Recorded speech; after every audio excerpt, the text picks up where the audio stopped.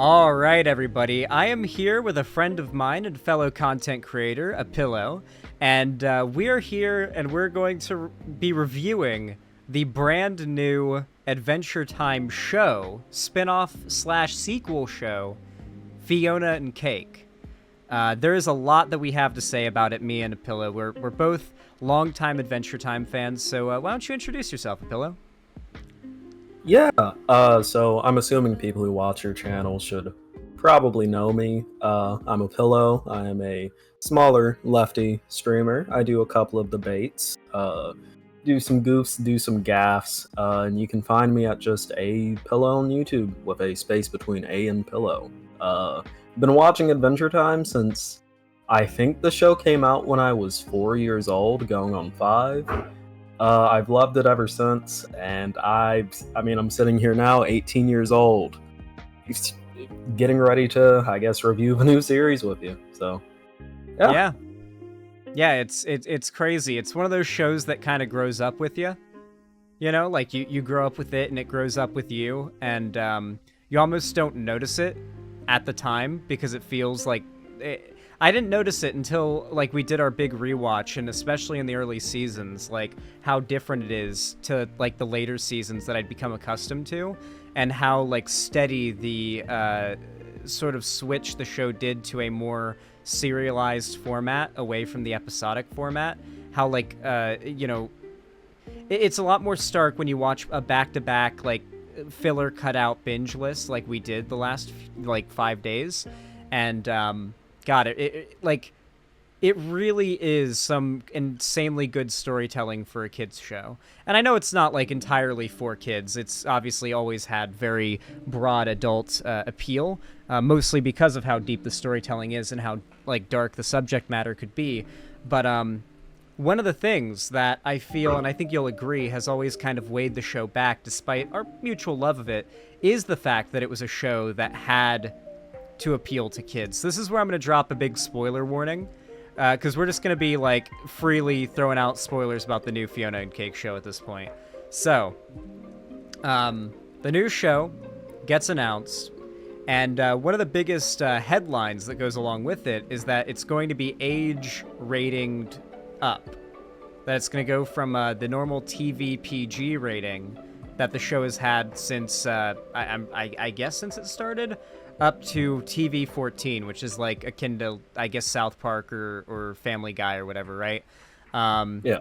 Now with blood and gore and stuff, yeah, and swearing, which is pretty cool. It's, and obviously the subject matter itself feels a lot more mature as well. The general topics that are covered, the main character is very much going through a time in their life that I think a lot of early to mid 20s and maybe even into their 30s viewers are going to be able to relate to. And then on top of that, what I really appreciated about the show was how laid back it is. I don't want to talk for too long without letting you go, Pillow, but I want to finish this point. The show is absurdly laid back, and you wouldn't glean that from the trailers at all, but compared to Adventure Time, which felt like there always had to be a made-up word or a joke or some lol random moment roughly every minute, like every 60 seconds to like 120 seconds. In this show, there are funny jokes, but they mesh well with the scene in a casual and laid back way. It's not over the top, and it's not very cartoony.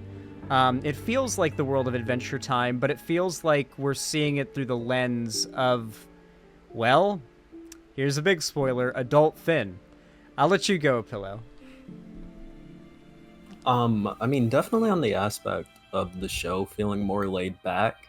The thing that I really got from it, especially from the first episode, which I don't know if you've watched a series that I'm about to compare it to, but it was made by someone who worked on Adventure Time before she made it. But it felt a lot like being Puppycat to me, where there are chill, laid-back sections that are just kind of watching the life of someone who's like, sort of new into adulthood and being independent. And then we get tossed into like this fantastical world where it's just weird fantasy stuff. And And I mean, I really like that bit. Fiona is a super relatable character. I would even say more relatable than Finn in early seasons. Uh, Finn in later seasons got a little more relatable, but Fiona just being someone grounded in the world, like the real world, is a lot more relatable. Her struggles are understandable, and even though she isn't Finn slaying monsters and shit, she still has her good moments, like when she got fired from her job and she went to go see LSP and stuff like that. I quite like that. Yeah, no. I This is actually an interesting aspect of this review that we're doing, this dual review, is it seems like you prefer the Fiona storyline. I preferred the second episode that centered around Simon and Finn. That was, in my opinion, the best episode of anything Adventure Time by a long shot.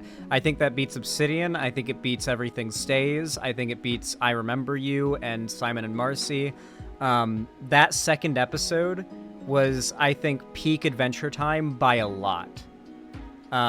Just getting to see Finn dive bomb that monster from a tree, and like all the blood splattering everywhere. I knew about the blood and the gore being in the show, but I kind of kept quiet-ish about it.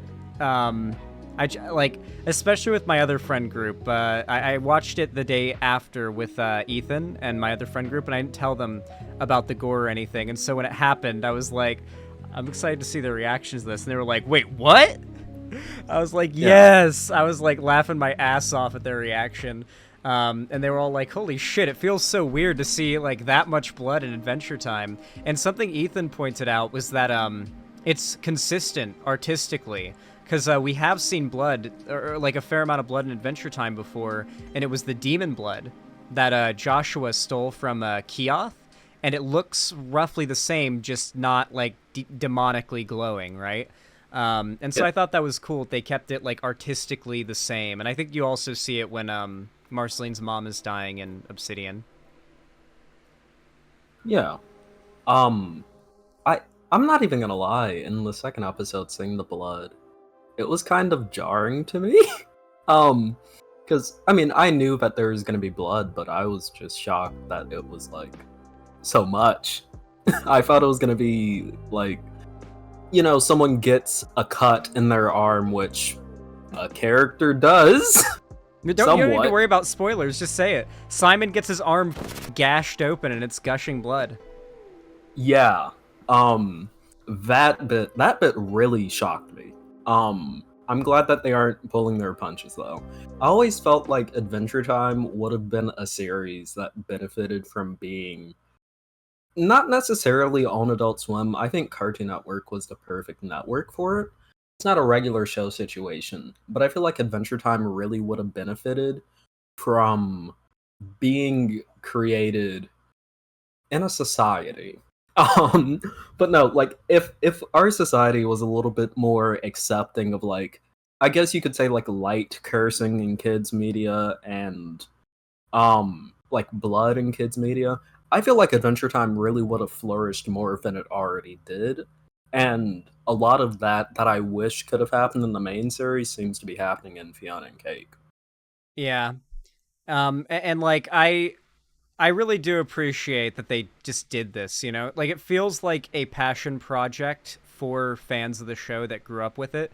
Because if they wanted to do a pointless cash grab, it would have been a repackaging, a rewrapping, a reboot of Adventure Time, but, like, probably dumbed down, judging off of, like, how a lot of, like, unfortunately, how a lot of modern kids' animation has been going, and more in lines with, like, Teen Titans Go or something. But instead they were like, no, we're going to make a new show, a continuation sequel show for the original fans who are now in their 20s and 30s. Well, actually a lot of them are actually in their 40s too, because like when the show dropped, a big demographic of Adventure Time's popularity were like 20 something stoners, and it's been like nearly 16 years now the show's been around. So yeah, it has a much wider demographic range, and they're making the show for that audience. So it's cool to see. It really is cool to see that they made it for us, the fans of the show that have been around for so long, and not trying to like cash grab a new generation. Yeah, yeah, and that's something that I really appreciated about it. And I mean, I will It's been say, like 13 years, sorry. yeah, I I will say though, like when it does come to the two episodes, I did slightly prefer the first one more, just because it felt like the second one ended on a bit of a cliffhanger. But I loved the second episode. I think the second episode is like some of the best writing from Adventure Time that we've gotten. And one thing that I'm especially excited to see that it seems like is going to be the main plot focus of the series is what they're going to be doing with Simon. Because he's almost a man lost in time. He's living in like the equivalent of a human zoo, just being watched by people who are from a different century than him. He has no sense of normalcy in his life anymore because he went from being an insane ice wizard to now being a man from, it seems like he was in his 30s or 40s in like the 2000s, like the early 2000s. So Nope, someone not who's early like my 2000s. Nope. 20th century man. It's confirmed the apocalypse happened before the year 2000 in the Adventure Time universe. He's a 20th century man, not a 21st century man. oh shit. Well, in that case, that's even worse then. Yeah, he's someone from the 1900s then. In that case. 1990s, Well, probably, I would guess.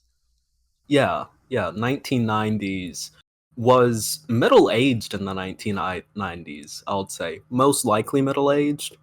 Um and now like he's 1,000 years in the future. He's lost.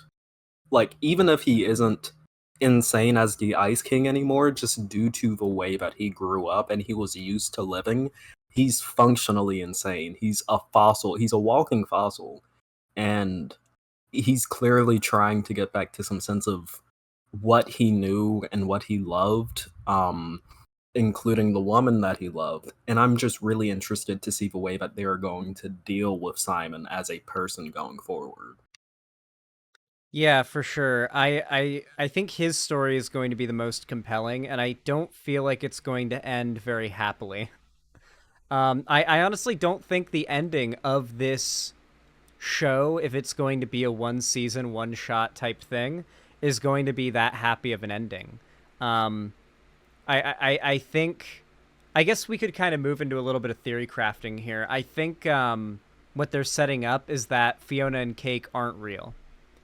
That's genuinely what I believe. I think it's been set up for a while now that Simon's probably not going to have a happy ending overall. And I think on top of that, there's not going to be a happy ending for Fionna and Cake either, because the setup that I've noticed, especially upon rewatching the first two episodes and the Fionna episode, is that there's a lot wrong with the Fionna and Cake universe that we see. Outside of like the glitching and stuff that you see around the architecture, like Fionna switches through the channels in her TV, and the only thing on TV is Cheers, which is like Simon's favorite show, and it's what he's watching on his television. He asks Gary, aka Ice or Prince Gumbald, how long have we known each other? Or Prince Gumball, how long have we known each other? And he says, I don't know, forever, I guess. And then immediately cuts him off, like the scene immediately like interrupts his like thinking about, it's weird that I don't remember how long we've known each other.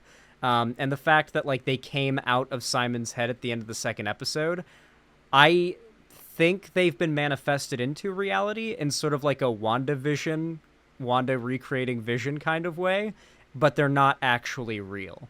They've just manifested physically. And I I don't, can definitely. Oh god, sorry. yeah, and I don't know if the resolution of that storyline is going to be very happy, especially considering Tom Kenny said this is his most emotional like role he's ever played in this show. I can definitely see that being a possibility, especially since we know that Prismo is going to be, Prismo, Wishmaker. and his boss are going to be very big parts of the series. Because of course, like Prismo being a wishmaker who comes from the dreams of a sleeping old man, or I guess a sleeping Jake now. Him being involved heavily in this series, and we even got a little bit of that in the end of the second episode, and even in like the intro with Prismo's like little cube area of a I'm forgetting exactly what they call it.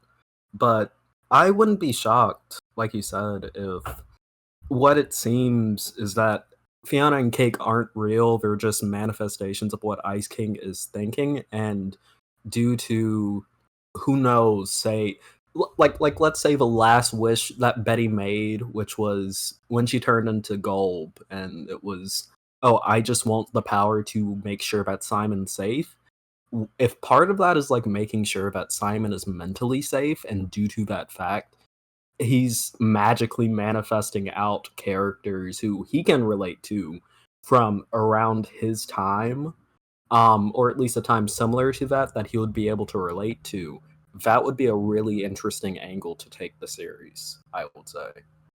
Yeah, well, there's a few things that I noticed and I realized while you were talking there. For one, I'm almost certain they're going to kill Prismo again. Because there's a scene where we see adult Finn, the one that we see in episode 2, running with Jake in the trailer.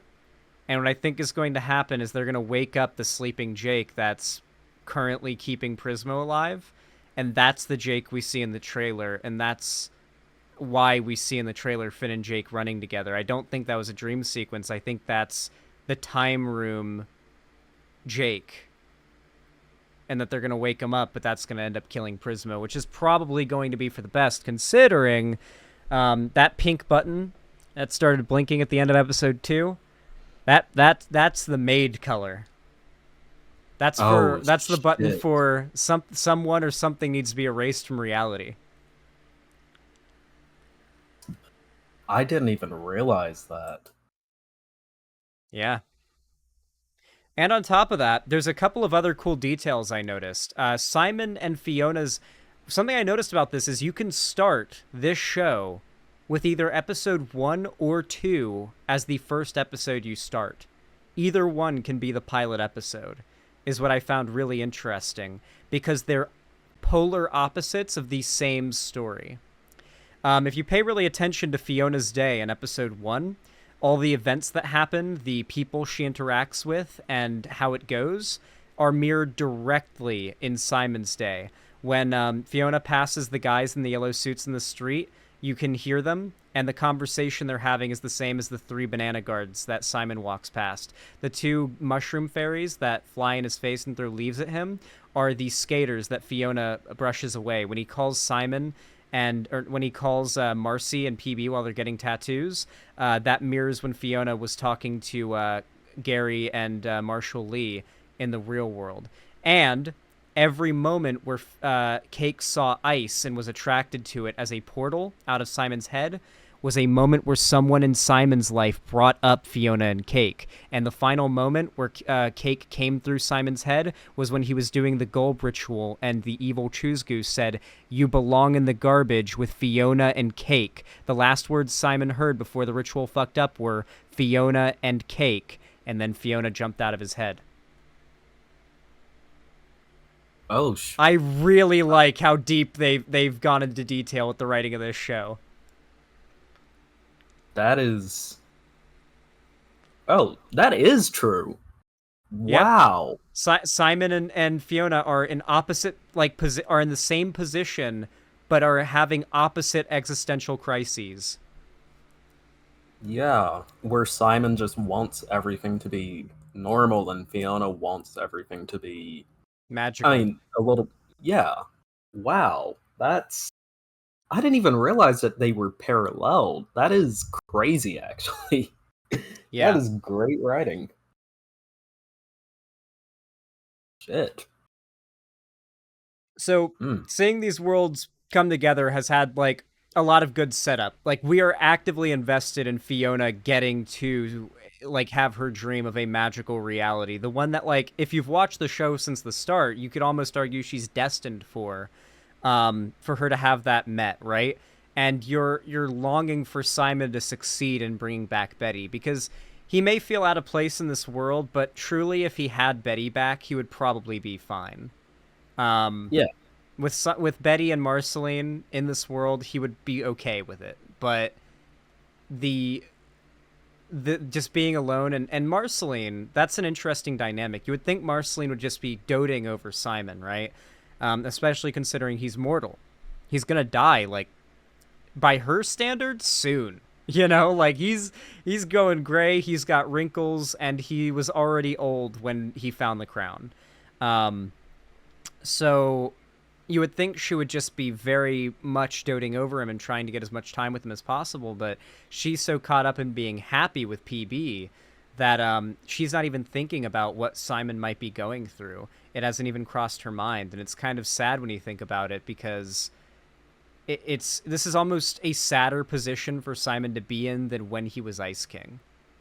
Like it yeah, was some of the saddest shit ever, like finding out about Simon's story becoming the Ice King, and now he's back to being Simon, and it's honestly darker than what he was going through as a demented ice wizard.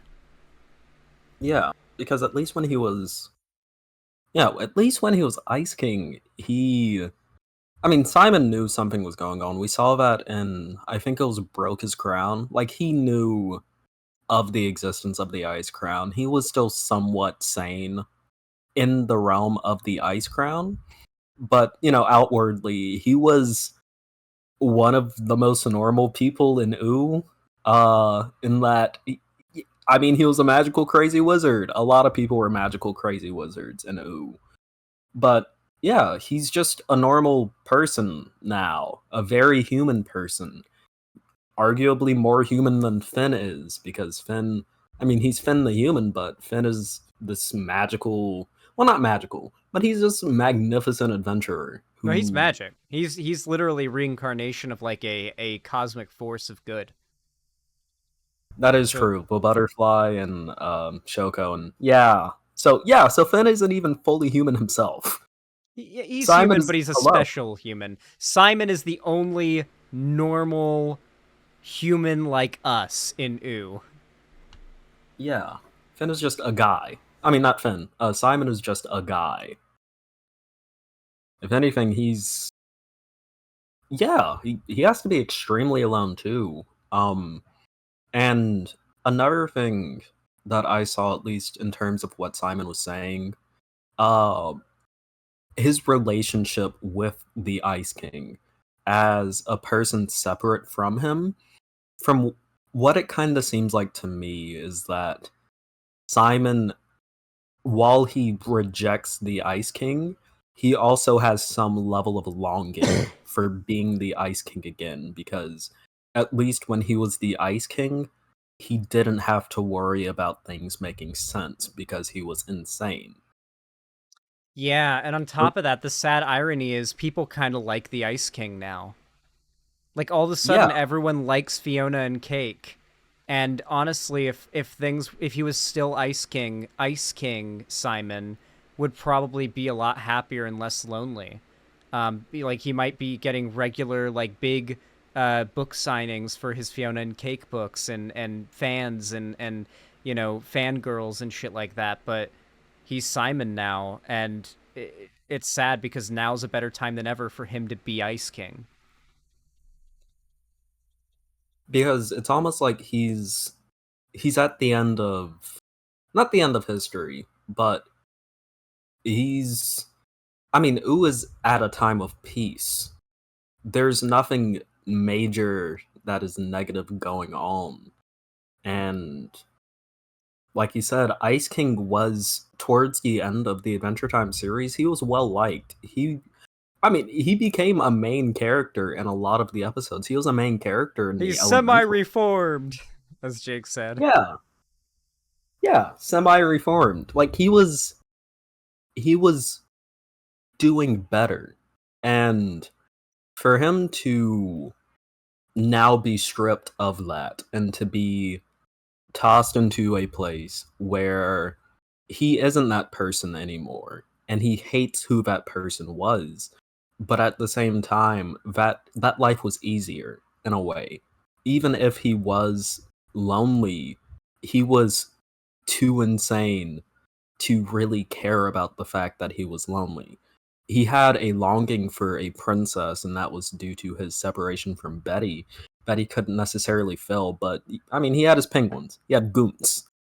Yeah, Um, yeah, he, yeah, he had Marceline caring for him more than, like you said, caring for him more than she's seemingly caring for him now. Even though he's human again, he can die, and he will eventually die.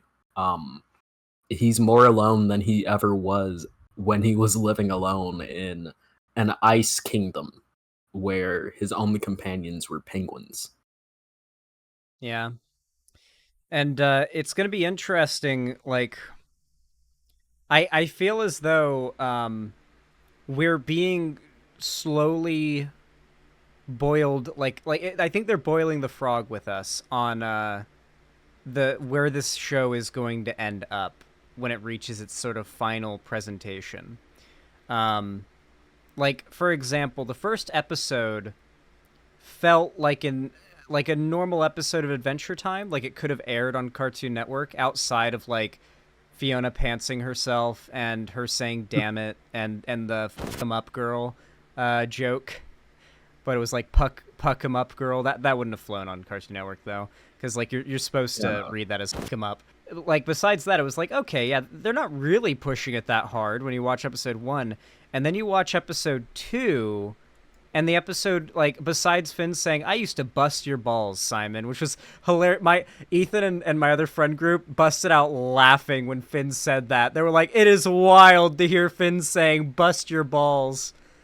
Um, yeah, but it is very in character for him to say that, very much so. But like the really surprising thing is they wait until episode 2 to even show us the extent of violence that they're willing to go to, and I honestly don't even feel like this is their limit. Just by the fact that they have lowered us in so slowly, really feels like they're boiling the frog, you know. So I'm interested to oh, see yeah, how boiled we're gonna end up being by the end of the season, because you know it yeah. has to happen, right? Fiona's got to lose her arm, and That it's is it's true. not gonna be like when Finn lost his arm. It's gonna be bloody. Yeah, it's not gonna be it getting ripped off in a massive um thing of grass. That's gonna suck, especially since, I mean, Finn has been through some shit. Fiona is like a 20 something from the real world. Finn is at least somewhat habituated to some pretty fucked up shit happening. Fiona has no frame of reference. Yeah, Finn's quote is, "My whole body is literally a callus." Um, Fiona's a normal human being, so it'll be interesting to see how they're going to like. Is she going to have a training arc? Because she is effectively in Simon's place as a normal person being transported to the land of Oo, but she is enthusiastic to learn about it. But at the same time, this show's not about that. This is going to be mostly like multiverse stuff, so I don't know how much time we're going to be spending in our normal universe. And I'm wondering, like, does this show end with setup for a new show that continues just straight up in our normal Land of Oo setting, entirely following Finn as an adult and his continued adventures and the characters' continued adventures? Because I think that's what a lot of people want, Yeah, like, more than anything. This show's phenomenal, but it's like 1 degree off of perfection. As much as I love the multiverse concept, I do feel like more, or literally all time spent in the universe we're familiar with would have been ideal. But you know, the character development on its own is going to be nice, and most of the universes we're going to see are already established ones, like the farm world. So I'm not too bent out of shape about that, especially with how much time we've already gotten in our normal universe. yeah, yeah. Um, Speaking of which, with the multiverse thing, I guess I'm mostly interested to see how quickly they get us out of our normal universe because looking at Together Again as an episode, you get almost no mention of Finn, which of course that episode was mostly focusing on Finn and Jake. Makes sense. But Mhm. like if Finn met an alternate reality version of himself, that would have been like a core memory for him. Finn would I have freaked the fuck out. I don't think that's really a good argument because, for one, when like Finn didn't care about anything other than finding Jake in the afterlife, there's no reason he would have brought up, he didn't bring up anything that was not a mechanism or tool for him to find and get to Jake in that episode. He was like very single minded in that goal, and I think that's what added so much to the emotional impact was that Finn had spent so long without Jake and was so fucked up without him that all he could think about upon dying was how can I get to Jake. He didn't even care about how he died. He just wanted to find Jake, and he celebrated that he could see Jake again. So I don't think that's a very good argument for that. I think like that it's the same logic as like why wouldn't Finn swear in distant lands? It's like, well, Fair. like because they couldn't do that. Yeah, they didn't have the age rating. So I think it's mostly because of that. I think that we'll probably have a lot of these sort of holes and gaps filled in, particularly with the next two episodes. And I got it confirmed. They are releasing 2 episodes per week, which is awesome. So that means 44 minutes of Fionna and Cake per week. Freaking hype. We're going to be, of course, doing watch parties every Wednesday night at midnight PST, switching over to Thursday night. Thursday morning. When these episodes drop, the second they become public, we're going to be watch partying them. So if you want to catch those, make sure you join my Discord server. Links in the description. I will, of course, be announcing the watch parties in the announcements section of the Discord. So if you keep an eye out on that, then you'll get notified when it's starting. Might be inconvenient for staying up late, but I mean, if you're really dedicated to watching it with us and staying caught up, which I will be, and I imagine a pillow will be joining me. It's a really fun time to join the watch parties. They are really a blast. They are some of the most fun I've had with my fan base as a YouTuber, just period. It's been a great time. I'll let you talk, Apillo.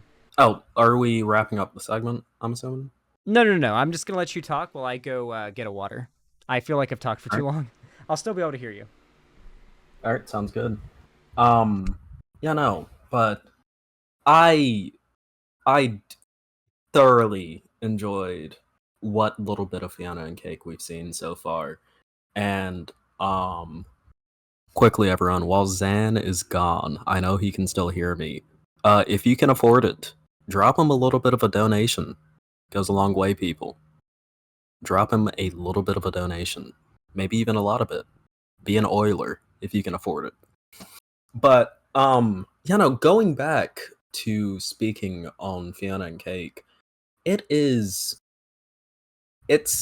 phenomenal writing. It's great. It is what I don't know, getting deeper into Adventure Time as it got more serialized and as the story got deeper, it was almost the next logical step to see what would happen after Adventure Time.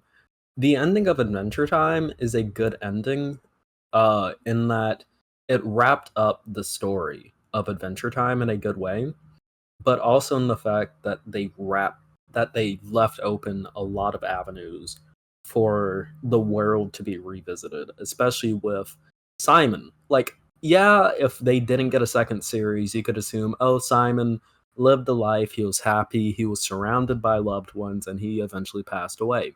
You could assume that. But now they left enough of a gap there to open it up to the interpretation that we're getting in Fiona and Cake. Same thing with Finn's story. You could, live with the assumption that Finn and Jake, they lived a long, happy life together. Maybe Jake lived longer than Finn because, yeah, he's a dog, but he's also half shapeshifter, so maybe his lifespan is longer and they lived a long, happy life together. Or you get what we actually got in Distant Lands, where Jake passed away long before Finn did. And Finn kind of lived his life, the rest of his life, lost because of that. So it's I'm really interested to see how they carry it on with the character stories, as I said before, and also how they end this series. Because honestly, I don't know. Simon is throwing up a lot of death flags. It's not looking good for her boy right now. And It feels very foreshadowed that he's gonna die at the end of this in some way. yeah, and hopefully it's good and happy for him and not painful, but we'll have to see. Tom Kenny's statement on this has me a little worried. I'm not even gonna lie. Yeah, I mean, it could also be a bittersweet or happy ending that made it so emotional too. So it's hard to say that just it being the most emotional recording session he's ever had means that it's going to be a bad or a sad ending, like a bad ending for the characters. It's going to be like the end of Breaking Bad. Yeah, it's like Simon laying on the floor bleeding out as the camera pans up. Uh, that'd be something. I would be angry if they did that, honestly. That you'd be angry.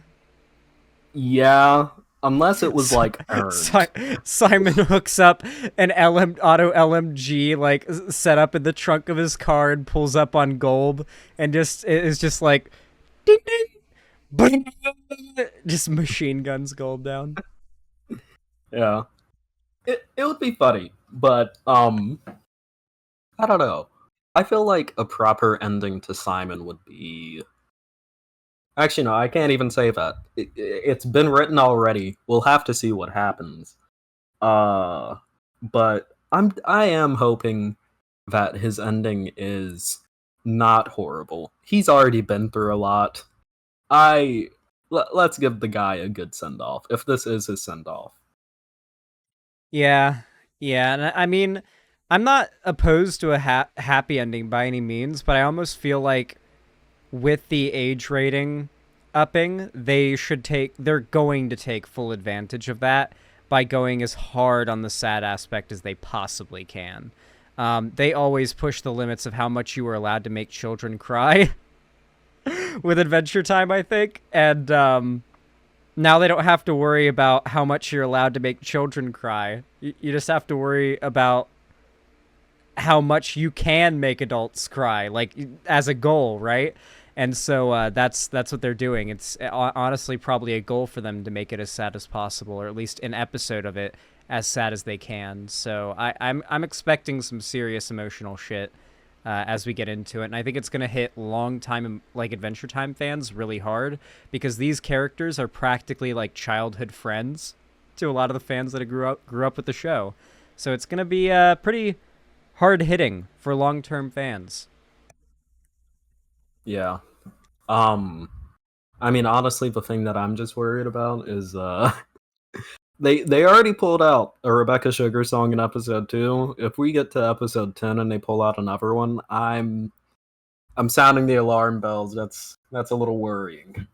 I'm so upset your mic was muted during that episode because I wanted to hear the noise you made when that Rebecca Sugar song started playing.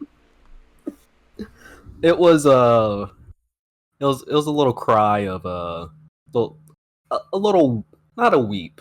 It was a like a, oh no, we're going here now. Yeah, we're going back. They're pulling me back.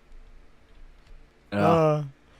It was so good. It was so good. I can only give it a shining endorsement, and I'm so glad that we're able to just review these first 2 episodes, set up our theories, give our endorsement of the show, hopefully encourage more people to check it out and get invested and watch it on release, because let's be real. I must say again, HBO Max, or I should say Warner Brothers, the company that owns HBO Max, has had a recent history of mistreating animation badly. I imagine, Apillo, you're more familiar with this than I am, if you want to explain to the viewers.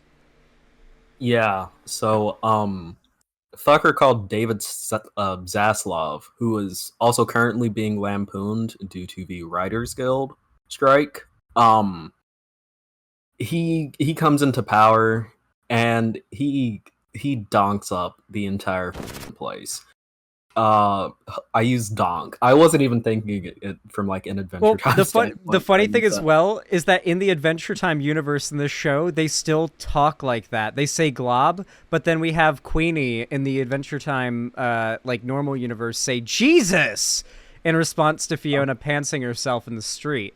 So they justify in lore why Adventure Time used fake swear words as no, those are swear words in this universe still. Yeah, And because they you had always a have been. yeah, which is funny. I actually quite like that the way they separate the two, and I do like that they made the Fiona and Cake version of the the King of Ooh a tiny little asshole who runs a tour grift. I think Do you that's perfect for the King of Ooh. do you want to know what's even better? But You know what job Marshall Lee's dad or mom, who is the reverse of Hunson Abadir, has instead of being the king of hell? and landlord, Landlord, dude, it's so perfect. Oh, that was such a good joke. They buried that one a little bit, but if you connect those dots, you're like, oh, yeah, the real world king of hell would be a landlord, of course. Like, yeah, and Fiona lives in an apartment building, so like a big corporate landlord, like one of the CEO of one of those big companies that owns like shit tons of apartment buildings and whatnot, like the most evil kind. yeah. Not only that, but one who isn't even on very good terms with their own fucking kid, which Yeah, Marshall per- Lee hates him, of course, or hates her. going back to Zaslav, a Wait, I lot have to of interrupt. We got a custom Donald Glover song, an exclusive Donald Glover song in episode 1. he did. Like we just totally Yeah, forgot about that detail. The just casual exclusive to the show Donald Glover song when Marshall Lee plays the guitar. That was pretty cool. yeah. That is pretty cool. I like that. And then of course we are going to be getting Kumail Nanjiani, aka Kingo, from the famous Marvel movie The Eternals, in Which was not as bad on as I Prisma. expected it to be, by the way. It's actually a really good movie. For Marvel standards, it's a really good movie. I Which was surprised at how colorful it was for a Marvel movie. yeah, and the characters were actually kind of fun, and their powers were interesting. Yeah. So it was pretty good. But we will be getting Kumail Nanjiani back as Prismo, which I'm excited for. But um what else was I gonna say? Oh yeah. But David Zaslav, CEO of Warner Bros. Discovery, came in, and this is something that we've been seeing in like a lot of other studios too. Like Disney's been doing it with their TV shows. The reason why the Owl House got canceled wasn't because of gay people. It was because animation. It's not popular right now, actually. Which is bull. But a bunch of good series got moved off of HBO Max and are now unfindable. So Infinity Train got canceled and you can't find it anywhere. Well, you can find it places, but I can't say that here. Um, Infinity Train got removed close enough by JG Quintel, which is what regular show would have been if it was allowed to air on Adult Swim. That They got should have canceled just and straight up removed. Fiona and caked regular show. It should just straight up be an adult regular show, rated like TV 14, where like we can watch Mordecai and Rigby smoke a bong on the couch and Benson call them slackers. Yeah, We yeah. need that Because so bad. let's be honest, they were doing that already. It was in the subtext. Yeah, we um, always like I when I think of what Mordecai and Rigby looked like sitting on the couch, I always imagine a bong sitting next to their game controllers, even though there never was one, because it was just so yeah, heavily implied. Your brain fills in the gap. yeah. Like such stoner energy from the two of them. And Muscle Man. Muscle Man. Muscle Man smokes some fucking weed. I feel like Absolutely. because Muscle Man lives in a trailer, I feel like he cooks meth, but he doesn't get high on his own supply. I feel like if they did So, like an adult regular show, they would have like heavy implications that Muscle Man cooks and sells meth out of his RV. yeah, and High Five Ghosts is like his fucking Jesse. Yeah, yeah. Yeah, Muscle Man snorts Um, coke. Nah, but uppers make you skinny. So yeah, Muscle Man, like he does not really have the body type for meth addict or coke addict. So that's why I say he doesn't use his own supply. yeah. You I know think he who probably else cooks meth? my mom. But yeah, I'm um, sorry. you know, maybe he was bigger because he had the munchies hard. Maybe Yeah, no, that's why. yeah, he just likes weed. Yeah. No, Yeah. we're devolving off track at this point, but like all I could really say is that I give this show a glowing recommendation at this point, and I think we should get back to here, like on stream, when the show is finished or the first season is finished, and do our full show review, to sort of see whether or not our first two episodes review ages well or not. Like, are we like, do we look naive at like the greatness that we're about to witness, or are our theories on like spot on, or are we completely off? You know, like I'm curious to see how our review when the show ends compares to this one now. That'll be in 5 weeks or 4 weeks, I think. Yeah, because it's 2 episodes a week. Yeah, 10 episodes total. Each episode is 22 minutes, so we get 44 minutes a week for 5 weeks. Yeah. So Mhm. pretty good shit. But yeah, despite the gutting of the animation industry, I will say there are still some bangers coming out today. The finale of My Adventures with Superman, which is a great show if you like honest Superman media that doesn't depict him as a villain and is just like, yeah, Clark's a I good person. I heard That everybody wants I heard everybody wants tomboy Lois Lane to step on them. a lot of people do. If I'm being honest, I may be muscling in on your territory, but in one of the episodes we get like a MILF Lois. Phenomenal. She's phenomenal. Um, Nice. Okay. but yeah, that's a good show to watch. And what I would encourage people to do if you do want to watch Fiona and Cake, and you are in a country where you can get HBO Max, because I do know some countries don't offer it for some reason.